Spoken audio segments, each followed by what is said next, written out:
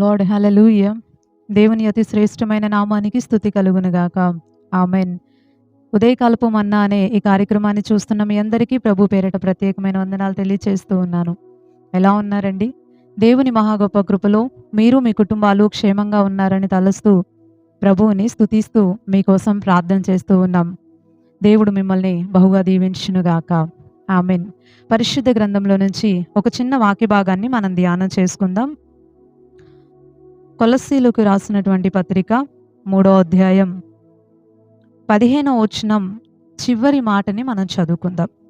15వ వచనం చివరి మాటని మనం చదువుకుందాం. కృతజ్ఞులై ఉండుడి. దేవునికి స్తోత్రం. హల్లెలూయా. మనం చదువుకున్నటువంటి ఈ యొక్క వాక్య భాగంలో పౌలు గారు కొలస్సీ సంఘానికి చెప్తున్న ఒక విలువైన మాట మనకి ఇలా కనిపిస్తూ ఉంది. ఏమని అంటున్నారు అంటే, కృతజ్ఞులై ఉండండి అంటున్నారు. ప్రతి మనిషి జీవితంలో కూడా కృతజ్ఞత కలిగి ఉండటం అనేది చాలా చాలా చాలా అవసరమైనటువంటి విషయం.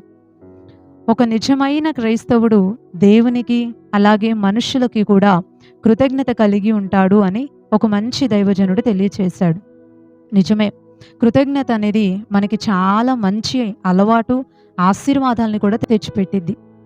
ఒక వ్యక్తి మనకి మంచినీళ్ళు ఇచ్చారనుకోండి, వెంటనే మనం వారికి అది తిరిగి ఇచ్చేటప్పుడు సంతోషంతో హృదయంలో నుంచి వచ్చేటటువంటి మాట చాలా థ్యాంక్స్ అండి అని మన హృదయంలో ఉన్న సంతోషాన్ని, కృతజ్ఞతని వారికి మనం తెలియచేస్తూ ఉంటాం.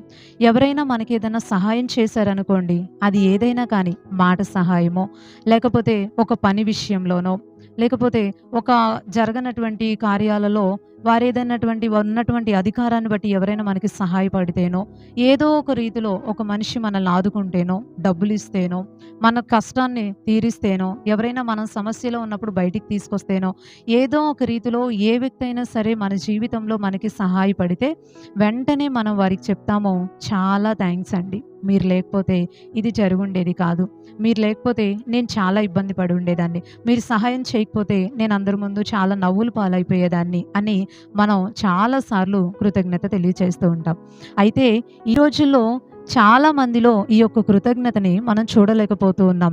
సహాయం అయితే కావాలి, మాట అయితే కావాలి, డబ్బులైతే కావాలి, ఏదైనా సరే ఎదుటివారి నుంచి మనకు కావాలి అని అనిపిస్తుంది. కానీ వారికి అవసరత వచ్చినప్పుడు, లేకపోతే వారి ఇబ్బందిలో ఉన్నప్పుడు, వారి కష్టంలో ఉన్నప్పుడు ఆదుకునే విషయంలో, సహాయపడే విషయంలో వీరు వెనకడుగేస్తూ ఉంటారు.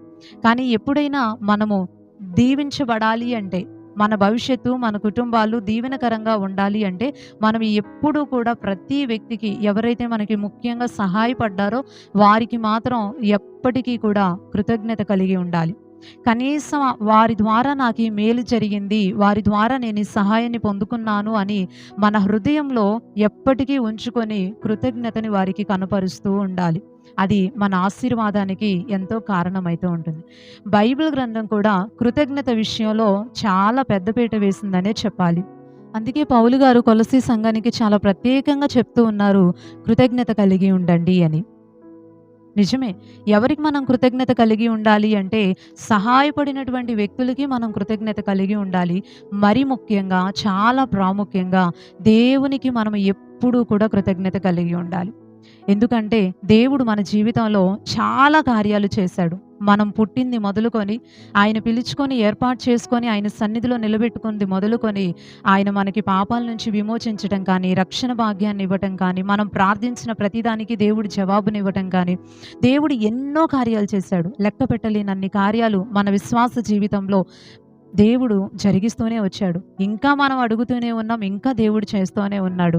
వాటి విషయం నందు మనం ఎప్పుడు కూడా కృతజ్ఞులమై ఉండాలి. దేవునికి స్తోత్రం. హల్లెలూయా. ప్రజలు చేసిన సహాయాన్ని మనం మర్చిపోకూడదు. మరి ముఖ్యంగా దేవుడు చేసిన సహాయాన్ని కూడా మనం ఎప్పుడు కూడా మర్చిపోకూడదు. మనం ఎప్పుడు మనసులో ఉంచుకోవాలి, ఈరోజు ఈ స్థితిలో ఉన్నామంటే దానికి కారణం దేవుడే. ఈరోజు ఇంకా మనం బ్రతికి ఉన్నాము అంటే, ఈ ఉదయకాలాన్ని ఇంకా మనం చూస్తున్నాము అనంటే దానికి కారణం దేవుడే. ఆయన లేకపోతే మనం లేము. అందుకే ప్రతి విషయాన్ని బట్టి దేవునికి కృతజ్ఞతాస్తుతులు చెల్లించాలి అని పరిశుద్ధ గ్రంథం చాలా స్పష్టంగా మనకి తెలియచేస్తూ ఉంది. కృతజ్ఞత కలిగి ఉండాలి, కృతజ్ఞత కలిగి ఉండాలి. కొలస్సీ సంఘానికి ఈ మాట చెప్పారు, దెస్సలోనిక సంఘానికి ప్రతి విషయం నందు దేవునికి కృతజ్ఞతాస్తుతులు చెల్లించండి, ఇలాగ చేయటం దేవుని యొక్క చిత్తం అని చెప్పారు. దేవునికి స్తోత్రం. హల్లెలూయా. అయితే ఈరోజు ఈ మాటలను ఆధారంగా చేసుకొని ఒక మంచి మాట మిమ్మల్ని అడుగుతున్నాను. దేవునికి కృతజ్ఞత కలిగి ఉన్నారా? లేరా? చాలా మందిని మనం ఈ రోజుల్లో గమనించినట్లయితే విశ్వాస జీవితంలో ప్రభువుని నమ్ముకున్న వాళ్ళు, ప్రభువు చేసేటటువంటి కార్యాలని రుచి ఎరిగిన వాళ్ళు కృతజ్ఞత లేని వారిగా, ముఖ్యంగా ఈ చివరి రోజుల్లో కృతజ్ఞతాహీనులుగా కనిపిస్తూ ఉన్నారు.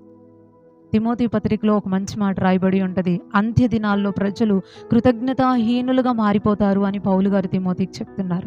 ఈ రోజుల్లో అయితే మరి ముఖ్యంగా ఎన్ని మేలులైన ఇతరుల ద్వారా పొందుకొనివ్వండి, కానీ వారికి కీడే తలపెడుతున్నారు, బాధనే కలిగిస్తున్నారు. ఆ మేలుల్ని మర్చిపోయి మాటలతో, చేతలతో ప్రజల్ని ఒకరినొకరు బాధ పెట్టుకునేవారు ఎంతమంది మనకు కనిపించట్లేదు.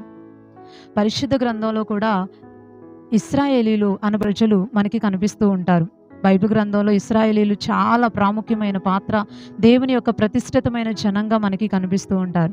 ఈ ఇశ్రాయేలీల్ని దేవుడు ఐగుప్తు దేశం నుంచి, ఆ బానిసత్వ బ్రతుకు నుంచి విడిపించి బయటికి తీసుకొస్తే అనేకమైన అద్భుత కార్యాలని దేవుడు వారి పట్ల జరిగిస్తే వారిని గురించి ఒక మాట రాయబడి ఉంది పరిశుద్ధ గ్రంథంలో. 106వ కీర్తనలో ఈ మాట మనకు కనిపిస్తుంది. వెంటనే ఆయన కార్యాలని మర్చిపోయారంట. వెంటనే ఆయన కార్యాలని మర్చిపోయారంట.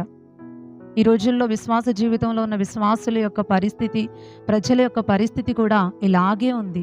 వెంటనే మర్చిపోతున్నారు దేవుడు చేసిన కార్యాలు, వెంటనే మర్చిపోతున్నారు ఎదుటి వ్యక్తి ద్వారా పొందుకున్న సహాయాలు. ఈరోజు ఈ మాటలు వింటున్న ప్రియ సహోదరి సహోదరుడా, దేవుని వాక్యాన్ని ఆధారంగా చేసుకొని తెలియచేస్తున్నాను, కృతజ్ఞత కలిగి ఉండండి. ప్రతి ఒక్కరితో కూడా కృతజ్ఞతా భావంతో మసులుకోండి. ఎందుకంటే జీవితంలో మనం ఎంత సంపాదించామనేది ఎవరు చూడరు, కానీ ప్రేమతో మాట్లాడే నలుగురు మనుషులు మన జీవితంలో ఎప్పుడూ ఉండాలి. ప్రభువా అంటే ఆయన పలికేటట్టుగా ఎప్పుడు దేవుడు మనకు అందుబాటులో ఉండాలి. దేవుడు మన నుంచి కృతజ్ఞతని కోరుకుంటాడు. మీకు తెలుసా, పరిశుద్ధ గ్రంథంలో ఒకసారి యేసయ్య దగ్గరికి 10 మంది కుష్టి రోగులు స్వస్థత కోసం వచ్చారు. అయ్యా మమ్మల్ని స్వస్థపరచు అని అడిగారు.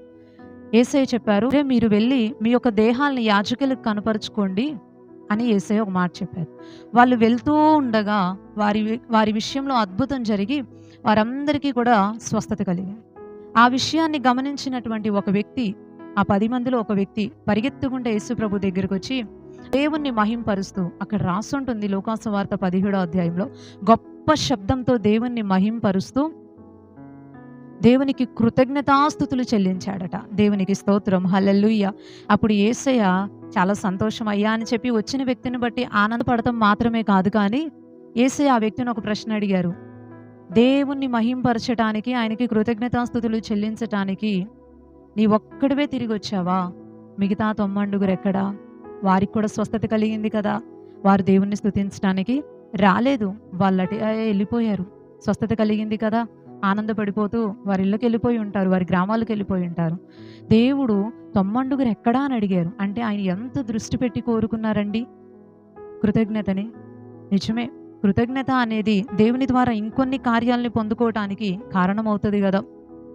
దేవుని విషయంలో మనం కృతజ్ఞత లేకుండా అవసరానికి ఏదో ఆపద్బాంధవుల్లాగా ప్రభువా అంట వచ్చి దేవుడు కార్యం చేయంగానే వెళ్ళిపోయి మనకి ఇష్టం వచ్చినట్టుగా మనం మన ఇష్టానుసారంగా లోకంలో ఉంటూ మళ్ళీ సమస్య రంగానే పరిగెత్తుకొచ్చి ప్రభువా అంటే సహాయం చేయడండి. అవసరం వచ్చిందంటే సణిగేవాళ్ళు, గొణిగేవాళ్ళు. మోషే ఏమో ప్రార్థన చేసేవాళ్ళు. అద్భుతం జరగంగానే మాత్రం ఆనందపడిపోయేవాళ్ళు. మళ్ళీ సమస్య వచ్చిందంటే మళ్ళీ సణిగేవాళ్ళు, గొణిగేవాళ్ళు. మళ్ళీ ప్రార్థన చేసి మోషే అడగంగానే, కార్యం జరగంగానే మళ్ళీ వీళ్ళు వెంటనే దేవుని కార్యాలని మర్చిపోయి మళ్ళీ అవసరం రాగానే మళ్ళీ ఇబ్బందుల్లో పడేయడానికి తెచ్చావు, కష్టాల్లో పడేయడానికి తెచ్చావు అని సణిగి గొణిగేవాళ్ళు. దేవుడు చూసి చూసి చూసి తట్టుకోలేకపోయాడు. వారిని ఆశీర్వదించడానికి బదులుగా శత్రువుల చేతికి వారు చేసిన క్రియలను బట్టి అప్పగించాల్సి వచ్చింది. నేను ఈ ఉదయకాల సమయం ఈ మాటలన్నీ ఆధారంగా చేసుకుని ఒక మంచి విషయాన్ని మీకు తెలియపరుస్తున్నాను. ఏంటంటే దేవునికి కృతజ్ఞులై ఉండండి. దేవునికి కృతజ్ఞత కలిగినటువంటి వ్యక్తే సాటి మనిషి సహాయపడితే కూడా వారికి కూడా కృతజ్ఞతా భావం అనేది కనపరుస్తారు. లేకపోతే వెంటనే మర్చిపోయి బాధ పెడుతూ, మాటలతో, క్రియలతో ఇబ్బంది పెడుతూ వారికి బాధని కలిగిస్తూ ఉంటారు. దేవుడు ఎన్నో కార్యాలు మన పట్ల చేసుంటాడు. ఎన్నెన్నో ఆశీర్వాదాల్ని మనం దేవుని దగ్గర నుంచి పొందుకొని ఉంటాం. ఎన్నో సహాయాలు ఆయన చేసుంటాడు. కానీ ఇంకా కలిగిన దాన్ని బట్టి, శ్రమలను బట్టి, ఇబ్బందులను బట్టి సణిగి, గొనిగి ఇశ్రాయేలీయుల్లాగా దేవుణ్ణి బాధపెట్టే వారిగా మనం ఉందామా? లేకపోతే స్వస్థత పొంది కూడా దేవుణ్ణి మహింపరుస్తూ, కృతజ్ఞతలు చెల్లిస్తూ, ప్రభువు దగ్గరికి పరిగెత్తుకొచ్చినటువంటి ఆ కుష్టి రోగిలాగా ఉండి, దేవుడు సంతోషపడేటట్టుగా జీవిద్దామా? ఒకసారి ఆలోచించండి.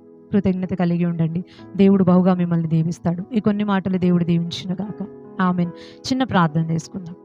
పరిశుద్ధుడైన తండ్రి, ప్రేమ కలిగిన ప్రభువా, ఈ ఉదయకాల సమయాన్ని బట్టి మిమ్మల్ని స్తుతిస్తున్నాం.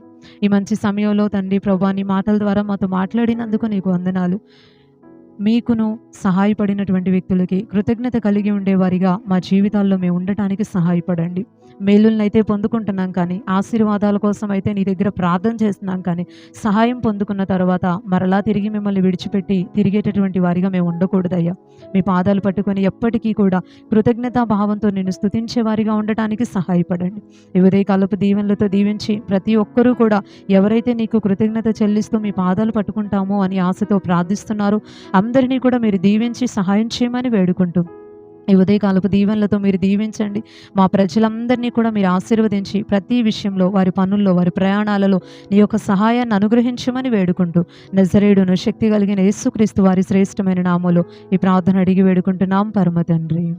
ఆమెన్. ఆమెన్. అందరికీ ప్రైజ్ లార్డ్ అండి. మరలా తిరిగి రేపు ఉదయకాలపు మన్నా అనే ఇదే కార్యక్రమంలో పాల్గొని దేవుని మాటలు విని దీవించబడదాం. అప్పుడు వరకు దేవుని యొక్క మహా గొప్ప కృప మనందరికీ తోడై ఉండును గాక. ఆమెన్. Praise lord.